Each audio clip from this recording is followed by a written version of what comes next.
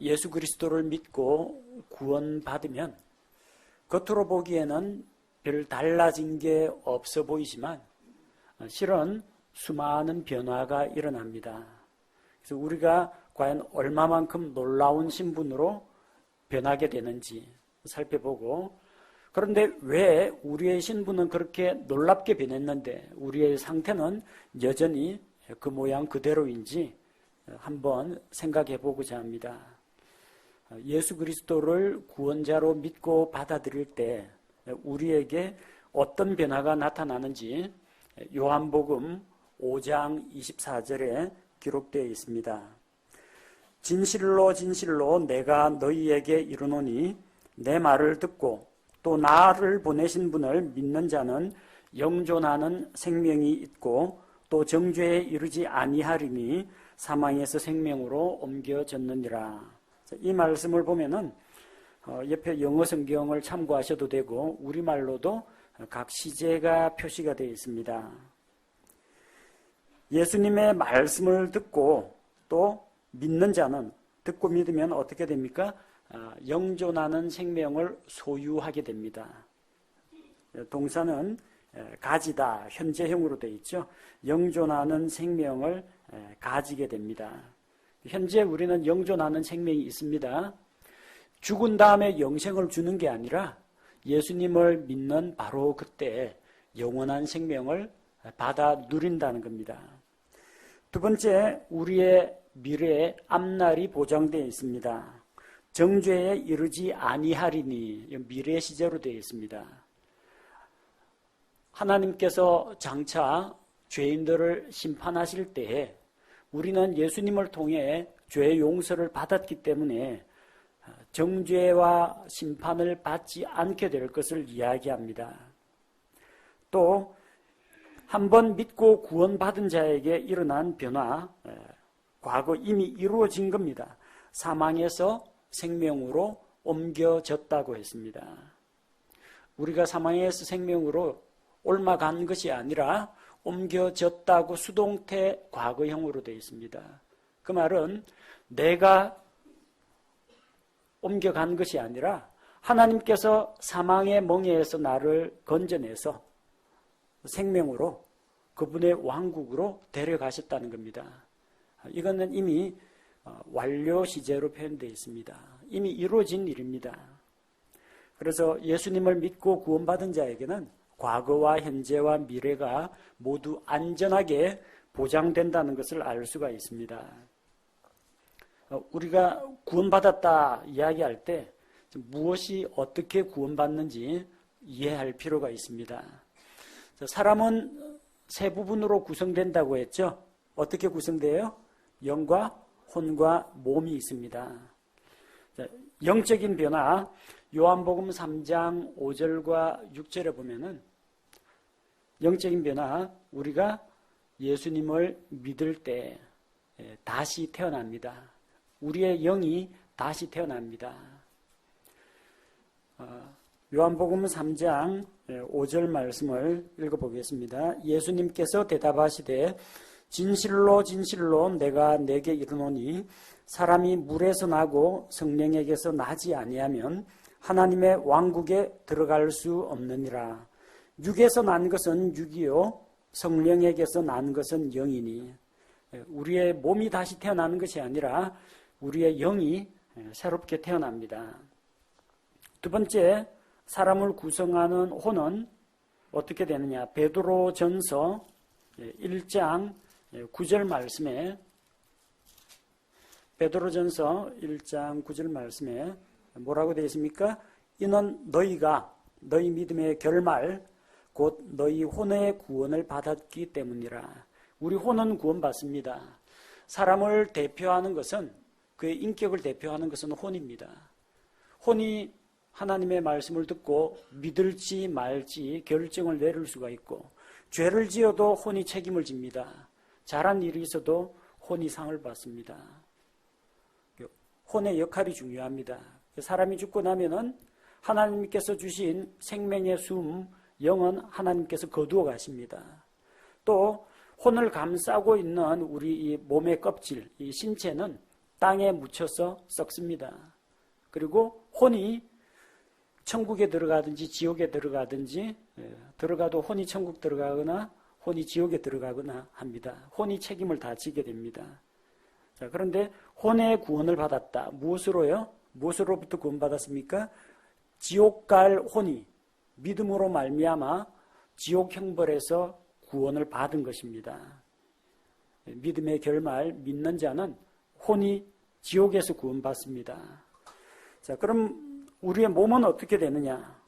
로마서 8장 23절에 보면은 우리 몸은 지금 현재는 예수님 믿기 전의 몸이나 예수님 믿은 후의 몸이나 똑같은 육신을 가지고 있습니다. 그들뿐 아니라 우리 자신 곧 성령의 첫 열매를 소유한 우리까지도 속으로 신음하며 양자 삼으심 즉 우리 몸의 구속을 기다림은 아까 구원받았다고 해놓고 구속을 기다린다고 했죠. 이 구속은 혼의 구원이 아니라 몸의 구속을 말합니다. 지금은 우리가 연약한 몸과 육신을 가지고 있습니다. 먹을 것의 유혹에도 넘어가고요. 성적인 충동에 빠지기도 하고 또한 우리 죄에 길들여진 몸의 정욕을 따라서 우리는 살아갑니다. 그리고 사람이 그런 모습을 안고 있습니다. 예수님 믿었다고 해서 한순간에 거룩한 사람으로 변하지는 않습니다. 여전히 연약한 육신을 가지고 있습니다. 죽을 때까지 이 육신 가지고 있습니다. 그러나 우리에게 소망이 있는 것은 주님께서 이 세상에 다시 오실 때 우리 몸은 살아서 우리가 예수님 오시는 것을 만나게 되면 몸이 변화됩니다. 거룩하고 영화롭게 변화됩니다. 이미 죽은 자는 예수님 오실 때 부활하여 영광스러운 몸을 입게 됩니다. 그렇게 우리 몸까지도 마지막 때에는 변화될 겁니다. 우리 몸은 아직도 구속을 기다리고 있습니다. 여기에서 이제 갈등이 생깁니다. 영은 다시 태어났습니다. 그래서 내가 영을 따라서 살면 하나님께서 새롭게 창조하신 영적인 사람이 되면 육신과 갈등을 빚을 수밖에 없습니다. 서로 좋아하는 바가 다르거든요. 육신적인 거냐, 영적인 거냐. 무엇을 더 좋아하느냐. 둘 사이에서 갈등이 일어납니다. 우리 내부에서. 그래서 넘어지기도 하고 죄에 빠지기도 하고 그러면서 또 다시 이러면 안 되지 하면서 다시 돌이키기도 합니다. 여기에서 우리 구원받은 성도의 갈등이 빚어지는 겁니다. 아예 그냥 죄에 빠져 사는 사람은 죄에 철저하게 오염된 사람은 자기가 죄 짓는 줄도 모르고 아무 감각 없이 아무 생각 없이 살아갑니다. 또 완전히 거룩하고 새롭게 변화된 마지막 때 우리의 모습은 죄와는 철저히 분리된 모습입니다.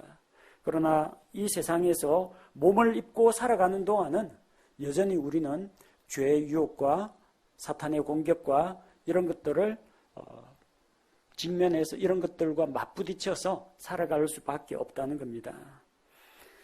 자, 그래서 이제 구원받은 사람의 상태를 나타내는 세 가지 단계가 있습니다. 첫 번째는 이제 칭의라고 하는데 하나님께서 죄인들을 의롭다고 불러주시는 것을 말합니다. 실제 그 사람이 의롭고 거룩한 사람으로 변화되지는 않습니다. 하지만 죄인임에도 불구하고 재판장이 무죄 선고를 내리는 겁니다. 이미 죄에 대한 삭을 예수님을 통해서 받았기 때문에 의롭다고 인정하시는 겁니다. 그걸 칭의라고 합니다. 우리가 이전에 예수님을 믿었을 때 바로 그때 이미 의롭게 되었습니다. 그래서 죄의 삭, 죄의 형벌, 사망의 형벌을 받지 않아도 됩니다. 그래서 우리는 죄의 형벌로부터 자유하게 되었습니다. 이미 지나간 일입니다. 지금 현재를 살아가는 우리는 날마다 죄의 유혹과 도전을 받으면서 한편으로는 말씀의 위로와 격려를 받으면서 날마다 변화되어가는 삶, 거룩하게 되어가는 삶을 살고 있습니다. 이것을 거룩하게 되어간다 해서 성화라고 합니다. 지금 현재 계속해서 성화의 과정을 밟고 있습니다. 점차 죄의 영향력으로부터 자유롭게 되어가고 있습니다. 세 번째는 영화라고 하는데, 우리 주님께서 다시 오실 때 그분께서 오시면 우리가 그분과 같게 된다고 했습니다. 요한일서 3장 2절 3절에 보면 우리가 그분과 같게, 그분과 같은 거룩함과 영광 가운데 들어가게 됩니다. 아예 죄의 존재 자체까지도 없어지는 그런 단계가 됩니다.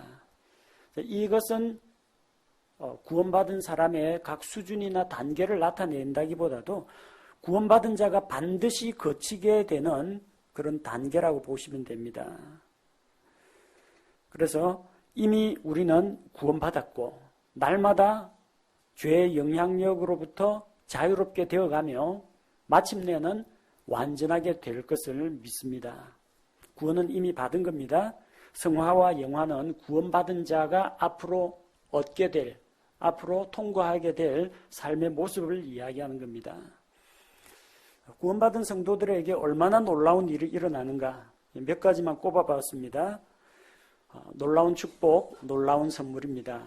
에베소서 1장 7절 찾아보십시오. 에베소서 1장 7절.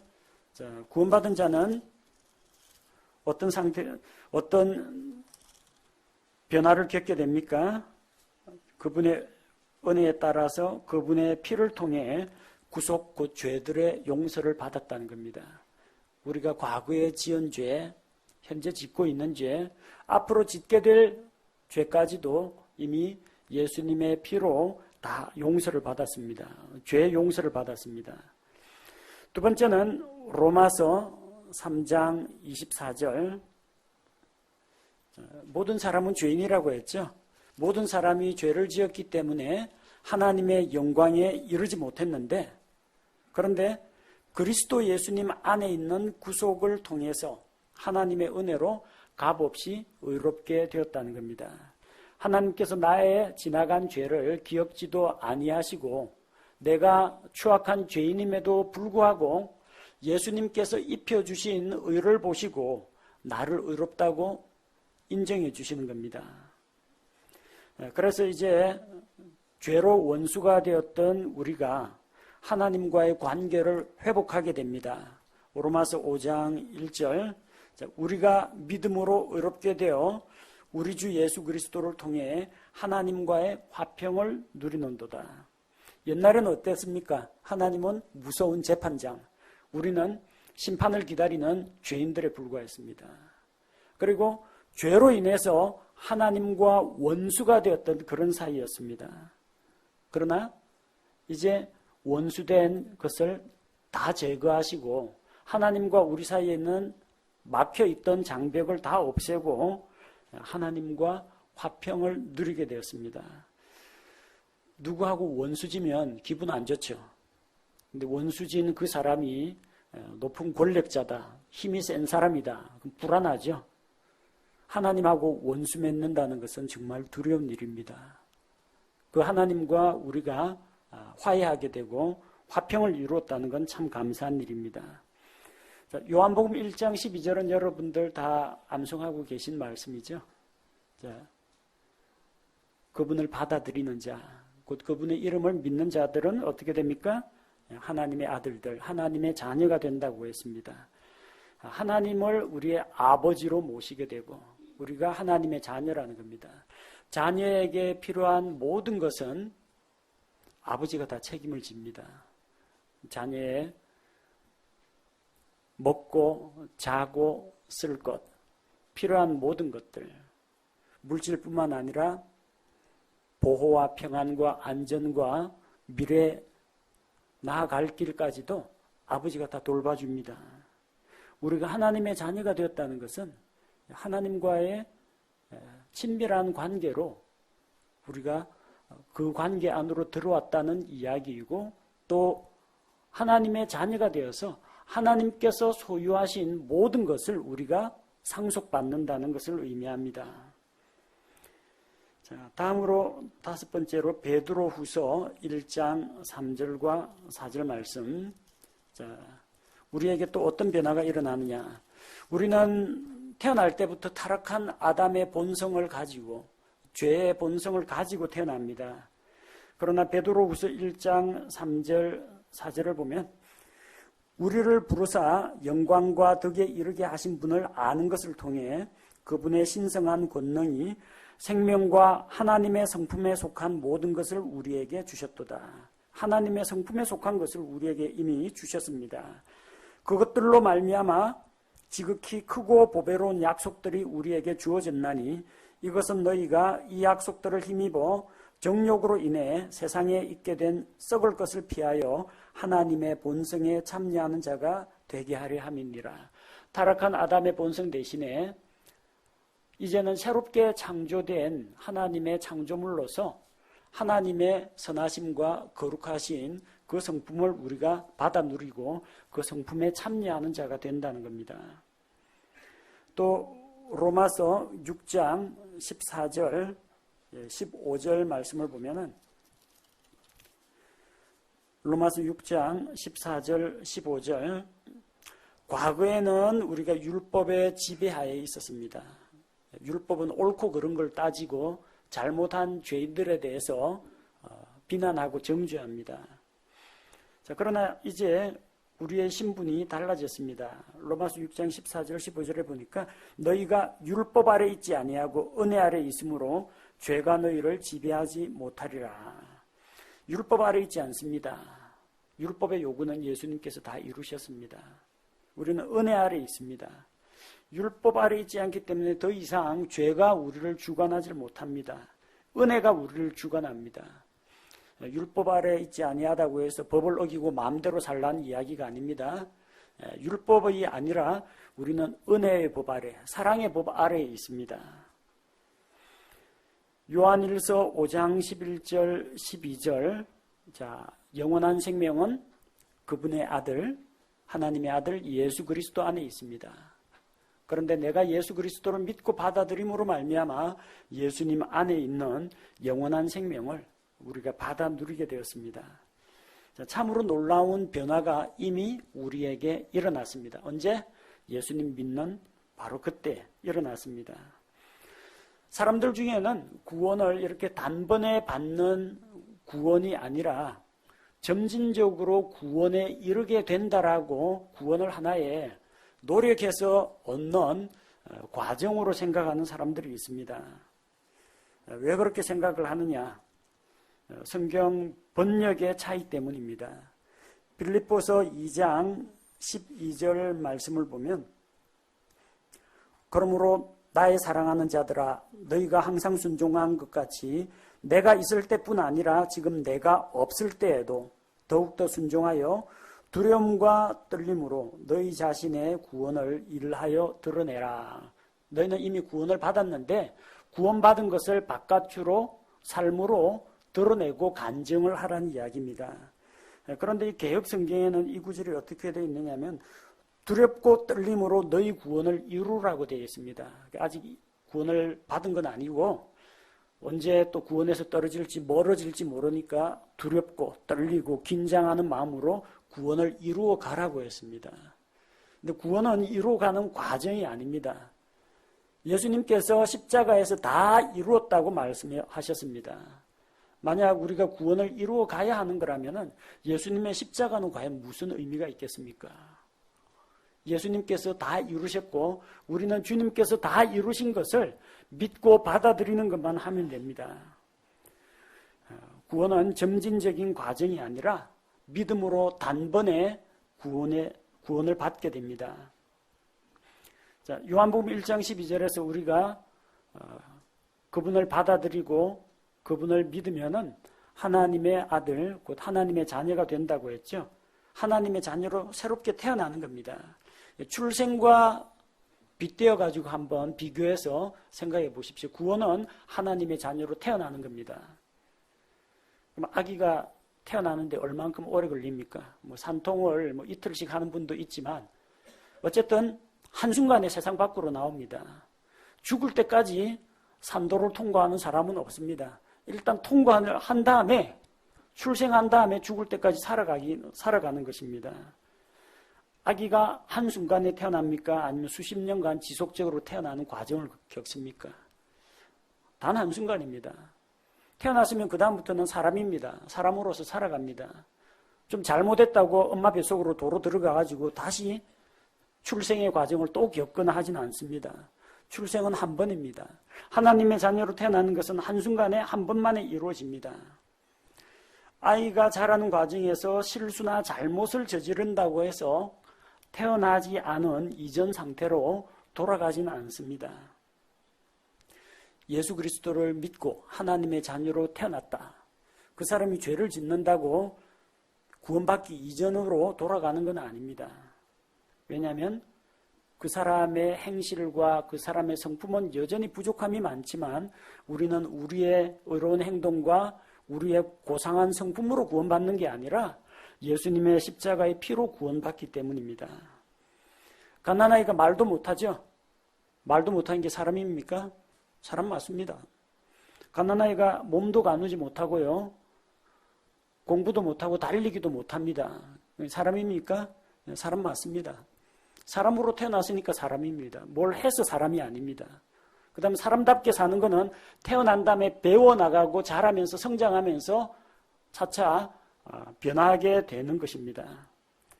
그래서 갓난아이로 태어난 우리가 성장하기 위해서는 어떻게 해야 하느냐? 잘 먹어야 됩니다. 베드로전서 2장 1절 2절 말씀을 보면 그러므로 모든 악의와 모든 교활함과 위선과 시기와 모든 비방하는 말을 버리고 새로 태어난 아기들로서 갓난아이들 가치가 아닙니다. 갓난아이들 가치가 아니라 우리가 새로 태어난 아기들입니다. 새로 태어난 아기들로서 말씀의 순수한 젖을 사모하라. 신령한 젖을 사모하라가 아닙니다. 말씀의 순수한 젖입니다. 이 순수한 젖은 하나님의 말씀이라는 것을 보여줍니다. 하나님의 말씀에는 잡된 것이 없습니다. 더러운 것이 없습니다. 중금속 오염도 없습니다. 순수합니다. 그리고 있는 그대로 다 받아들이면 다 소화 흡수 가능한 완전 순수식품입니다. 말씀의 순수한 젖을 사모하라고 했습니다. 어린아이가 얼마나 젖을 사모합니까? 금방 먹고 또 보채입니다. 잘 안 나오면은 젖먹던 힘까지 다 해가지고 빨아댑니다. 그리고 그렇게 젖을 잘 먹어야 그 젖으로 말미암아 성장하게 하려 함이라. 어린아이는 태어나기 위해서 젖을 먹지 않습니다. 태어난 다음에 자라기 위해서 젖을 먹는 겁니다. 근데 개역성경에는 이는 너희가 그것으로 말미암아 구원에 이르게 하려 함이라. 구원에 이르도록 자라는 게 아닙니다. 이미 구원받고 태어나서 영적으로 성장해 가는 겁니다. 열심히 잘 성장해서 구원을 받는 게 아닙니다. 먼저 하나님의 자녀로 태어나서 그 다음에 말씀의 순수한 젖을 먹고 구원받은 자로서 성장하는 겁니다. 그래서 우리 자신의 모습을 볼 때 어린 아이의 모습도 있다는 건 사실을 인정을 해야 됩니다. 왜냐? 우리의 영은 다시 태어났고 혼은 이미 구원을 받았지만 아직도 연약한 육신을 안고 살아가고 있기 때문입니다. 그래서 혼동하지 말아야 할 것은 여러분의 상태가 아무리 옛 습관과 죄 유혹에 자주 넘어가고 죄에 찌든 삶을 산다고 할지라도 일단 예수님을 믿고 구원받았다면은 상태는 좀 그렇게 좀 불량할지 몰라도 신분 자체는 이미 변화가 되었다는 겁니다. 신분은 단 한순간에 믿음으로 변화를 받습니다. 근데 상태는 차츰차츰 천천히 변합니다. 거기에서 오는 갈등 때문에 때로는 우리의 구원의 확신이 흔들릴 수도 있습니다. 내가 오늘 또 죄를 지었는데 내가 과연 구원받은 사람인가? 그 의심이 생깁니다. 근데 진짜 죄인들은 그런 거 신경 안 쓰고 살아갑니다. 마음속에 그렇게 찔림이 있고 갈등이 있다는 것은 내가 구원받았다는 이야기입니다. 나의 연약한 모습, 나의 부족한 상태를 볼 때 혹시나 내 구원이 잘못된 게 아닌가? 내가 이러다가 구원에서 떨어지는 것은 아닌가? 그런 불안한 마음을 가질 수도 있습니다. 하지만 우리의 신분 자체는 이미 변화를 받았습니다. 에베소서 2장 5절 6절 심지어 우리가 죄들 가운데서 죽었을 때에 우리를 그리스도와 함께 살리셨고, 앞으로 말 잘 들으면 살려준다가 아닙니다. 우리를 그리스도와 함께 살리셨고 너희가 은혜로 구원을 받을 것이다가 아닙니다. 너희가 은혜로 구원을 받았느니라. 이미 이루어졌습니다. 6절에 또 함께 일으키사 그리스도 예수님 안에서 우리를 하늘의 처소들에 함께 앉히셨으니. 우리가 어디에 앉아 있다고요? 하늘의 처소들에 앉아 있다고 했습니다. 우리의 신분이 그렇다는 이야기입니다. 천국 백성입니다. 하나님의 자녀입니다. 여러분 어디에 앉아 있어요? 교회 의자에 앉아 있죠? 우리의 신분은 저 하늘에 앉아 있는데 우리의 현재 상태는 요 의자에 앉아 있습니다. 물론 의자에 안 앉아 있고 바닥을 기는 사람도 있을 수가 있고 시궁창이나 진흙탕에 들어가 있는 사람도 있을 수가 있습니다. 그럴지라도 그 사람의 신분은 이미 하늘에 약속이 되어 있습니다. 상태가 아직 신분을 못 따라가는 겁니다. 포지션은 저 위에 있는데 우리 컨디션은 바닥을 기는 겁니다. 그래서 우리의 이 컨디션이 우리의 포지션을 따라가는 과정이 성화입니다. 우리의 컨디션이 포지션만한 수준으로 상승해서 올라가는 것이 성장입니다. 근데 모든 사람이 이 비스듬히 혹은 수직으로 성장하지는 않습니다. 성장하는 것 같다가 슬럼프에 좀 빠졌다가 영영 타락하는 것처럼 보였지만 다시 회개하고 일어서고 또 뭔가 넘어졌다가 올라가고 이런 과정이 반복됩니다. 근데 아무튼 좋습니다. 지나간 일이야 어쨌든 간에 올라간 게 내려간 것보다 더 많으면 결국 성장하는 겁니다. 그리고 어느 정도 영적으로 성장하면은 자잘한 거에는 걸려 넘어지지도 않습니다. 그만큼 우리가 영적으로 성장하고 하다 보면은 결국은 죄의 영향력으로부터 멀어지고 주님의 형상을 점점 더 가까이 닮게 될 것입니다. 우리의 신분은 어디에요? 하늘의 처소에 있습니다. 실제 우리의 영적 수준과 삶의 모습은 현재 이 땅에서 땅을 밟고 살고 바닥을 기기도 하고 죄 유혹을 받기도 하고 성장과 침체를 반복합니다. 여러분의 나약한 현재의 모습, 현재의 상태에 실망하지 마십시오. 하나님께서는 여러분의 추한 모습을 보지 않으시고 여러분이 믿는 그 믿음을 통해서 예수 그리스도께서 입혀주신 의의 옷을 보시고 의인이라고 인정하십니다. 의롭다고 불러주십니다.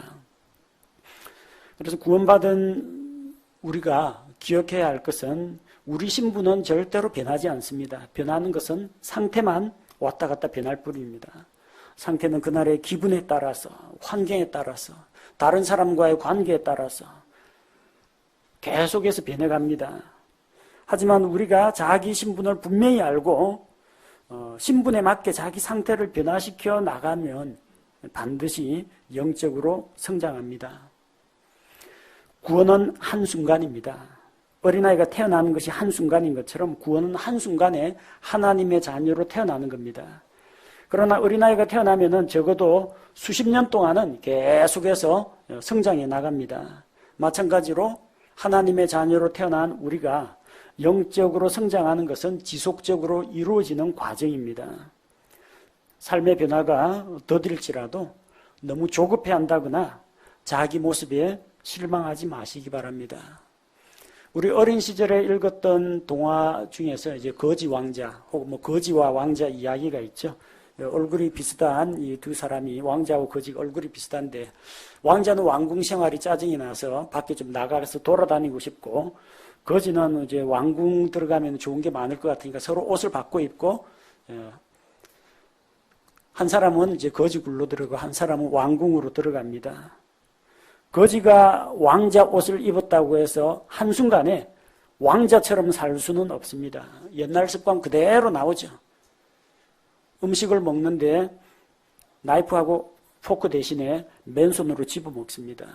왕자님 손 씻으라고 금 대접에다 물을 떠놓으니까 손 씻는 물인데 그걸 벌컥 마십니다. 아버지가 옥새 어디 갔냐 하는데 옥새가 뭔지를 몰라요. 그거 갖고 호두 까먹고 있습니다. 그 옥새 가지고 법을 만들어서 백성들을 얼마든지 유롭게 할 수가 있는데 이 옥새가 뭐에 쓰는 건지도 모르고 그거 갖고 호두를 까먹고 있습니다. 실제 이런 거지 왕자 같은 이야기가 우리나라 역사에도 있습니다. 강화도령이라고 불리는 철종 임금이 그렇습니다. 옛날에 TV 드라마에 임금님의 첫사랑이라고 연속극도 나왔습니다. 왕족이긴 한데 어쨌든 복잡한 사정에 의해서 정치적인 영향력에 의해서 또 서출이고 하다 보니까 밀려가지고 강화도에서 초부가 되어가지고 나무꾼 생활을 하고 농사를 지으면서 살아가고 있었습니다.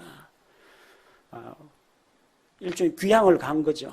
사람들이 그를 신분상은 분명히 왕족의 혈통이 맞는데 삶의 모습은 어려서부터 보고 듣고 배운 게 평민의 삶, 천민의 삶을 살았습니다. 나중에 보니까 왕가에 씨가 다 끊어져 가지고 제일 가까운 왕족을 모셔와라 찾아보니까 강화도령 그밖에 없습니다. 찾아가서 신하들이 가서 뭐 전화하고 모셔가려고 하니까 도망가죠. 자기 잡으러 관청에서 자기 잡으러 온 줄로 알고. 근데 싫다는데 억지로 잡혀가가지고 이 몸에도 안 맞는 이상한 옷을 입고 허리띠를 졸라매고 채통을 지키시옵소서 신하들이 옆에서 자꾸 잔소리하죠. 기분 좋겠습니까? 그냥 홀롤 벗고 시냇물에 발 담그고 이전처럼 그냥 손으로 막 음식 집어먹고 그러고 싶은데 하도 예의범절 갖추고 뭐 제왕의 법도 같은 것을 교육을 받으니까 미치고 답답할 노릇이죠. 마찬가지입니다. 한순간에 우리가 왕자로 부르심을 받았습니다. 만왕의 왕이신 하나님의 자녀로 부르심을 받았습니다. 옛날 모습 그대로 갖고 있습니다. 아직도 옛날 죄의 습관, 버리지 못한 이런 것들 그대로 안고 왠지 하나님의 말씀에 순종하고 거룩한 삶, 세상과 분리된 삶 이런 거 생각하면 고리타분하고 따분하고 벗어나고 싶다는 그런 생각이 들 겁니다. 철종도 처음에 그랬습니다. 나중에 어떻게 됐습니까? 나중에 그래도 제왕의 풍채를 좀 가지고 위엄도 가지고 백성을 위한 제도 개혁도 하고 그렇게 살 수가 있었던 겁니다. 태어나는 것은 한순간이지만 우리는 다 같이 지금 성장 과정을 거쳐가고 있습니다. 구원받았기 때문에 성장 과정이 있는 겁니다. 애들 자라면서 성장통이라고 해서 많이 아픕니다. 입술도 좀 찢어지고요. 무릎에 통증도 오고 그리스도인으로서 영적으로 성숙하고 성장하는데 시간이 많이 걸립니다. 주변에 있는 형제자매가 빨리 안 변한다고 너무 다그치지 마십시오. 내 남편이 내 아내가 정말 예수 믿는 사람 맞는가 의심의 눈초리로 보지 마십시오. 똑같이 지금 갓난 아기들이 아웅다웅하면서 자라가는 과정에 불과합니다. 주님을 더 가까이 하고 말씀과 기도로 무장하고 말씀의 순수한 젖을 먹으면서 우리가 계속해서 영적으로 성장해 나가야 합니다.